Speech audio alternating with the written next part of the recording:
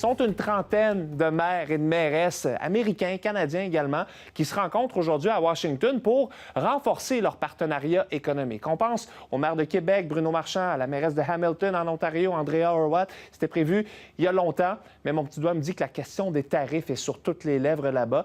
Je retrouve justement à Washington le maire de Laval, Stéphane Boyer. Bonsoir, M. Boyer. Bonjour, M. Foucault. D'abord, il y a eu beaucoup de développement aujourd'hui, entre autres, avec le secteur de l'automobile qui a un petit sursis pour les tarifs. Mais bref, qu'est-ce qu'on raconte? Qu'est-ce que vous et vos collègues, vous discutez aujourd'hui? Oui, donc l'objectif, évidemment, c'est de faire notre effort de guerre pour faire des représentations auprès non seulement du gouvernement américain, donc on rencontre beaucoup de sénateurs ou de représentants au Congrès, mais on rencontre aussi des entreprises, des associations économiques pour manifester en fait comment ces tarifs-là vont impacter le Canada, mais aussi les États-Unis. Parce que c'est d'abord et avant tout, je crois, la pression qui vient d'Américains qui va avoir une incidence pour faire changer d'idée le gouvernement.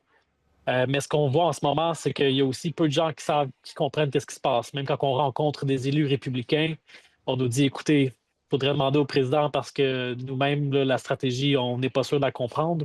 Donc, il y a aussi beaucoup d'incrédulité sur ce qui se passe et la stratégie à venir aussi. Donc, tout le monde est un petit peu dans le brouillard, y inclut les élus républicains.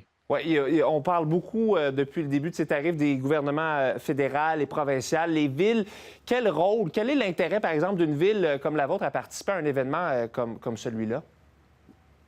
Il y en a deux. La première, c'est, je pense que si on veut avoir un impact, si on veut penser s'en sortir, il faut que tout le monde contribue à la hauteur de leurs moyens, selon les contacts qu'ils ont. Donc, même les entreprises québécoises qui entretiennent des liens d'affaires avec des entreprises américaines doivent contribuer. Donc, on essaie de faire notre part dans les représentations. L'autre mission, dans mon cas, c'est aussi de tisser des meilleurs liens avec d'autres villes canadiennes. Parce qu'il y a, par exemple, des entreprises québécoises ou lavalloises qui peuvent avoir aujourd'hui des fournisseurs qui sont américains, mais qui vont vouloir se retourner vers des alternatives plus locales. Et donc, de pouvoir mettre en contact les services de développement économique de nos villes au Québec avec ceux des villes ontariennes ou de l'Ouest canadien, je pense, va nous aider dans cette crise-là aussi à trouver des alternatives pour nos propres entreprises, peu importe ce qui se passe avec les tarifs. Puis je crois d'ailleurs que de votre côté, pour la ville de Laval, vous voulez, entre autres, parler à des maires de l'Ontario, n'est-ce pas? Vous voulez créer un lien fort avec la province? Exact. Donc, chaque entreprise réagit différemment à ce qui se passe en ce moment.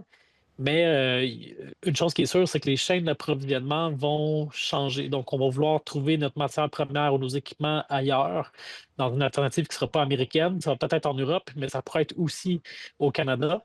On exporte au Québec, à Laval et au Québec, on exporte plus aux États-Unis que dans les autres provinces canadiennes. Donc, la crise met en lumière, en fait, l'importance aussi de conquérir les marchés canadiens. Donc, moi, c'est une des choses qui est sur mon radar, au-delà des représentations sur le gouvernement américain, parce que je ne me fais pas d'illusions. Là, je sais que ce n'est pas quelques villes qui vont changer la donne dans le contexte actuel. Mais ce qui est intéressant de voir, c'est que entre les villes, il y a toujours une bonne synergie, une bonne dynamique. Et on a avec nous aujourd'hui des villes américaines qui sont même républicaines, qui eux aussi voient l'impact des tarifs. Ils ont peur d'avoir des pertes d'emplois importantes dans leur communauté. Donc, on rencontre des représentants, des élus au Congrès américain, mais accompagnés de maires américains, républicains. Et donc, ça donne du poids aussi à nos revendications. Justement, une trentaine de secondes. Il y a des villes frontalières aussi du côté américain. Qu'est-ce qu'on vous dit? Est-ce qu'on semble préoccupé de leur côté? Tout le monde est préoccupé. Je vous dirais, il y a une part d'Américains qui, ce qu'on entendait un petit peu, c'est de dire, ben, ça va déjà tellement mal, c'est pas grave si ça continue à aller mal, si ça peut nous aider à long terme. Donc, il y a comme certaines personnes adhèrent un peu à l'argument du président Trump qui dit qu'au final, les Canadiens sont méchants avec eux et que ça va être mieux pour l'économie américaine. Mais la majorité des gens à qui on parle, les gens sont surtout incrédules de voir qu'est-ce qui se passe. Peu de gens osent contester publiquement ce que le président dit en ce moment. Ouais. Mais quand on voit les coûts de la vie augmenter chez les citoyens, fort à parier que l'opinion américaine va changer et la pression va s'accentuer sur le Absolument. président américain. Donc, moi, je ne prendrai pas pour acquis que les tarifs sont là pour durer. Très bien. Stéphane Boyer, vous êtes maire de Laval. Merci d'être passé à l'émission ce soir. Un grand plaisir. Au revoir. Merci.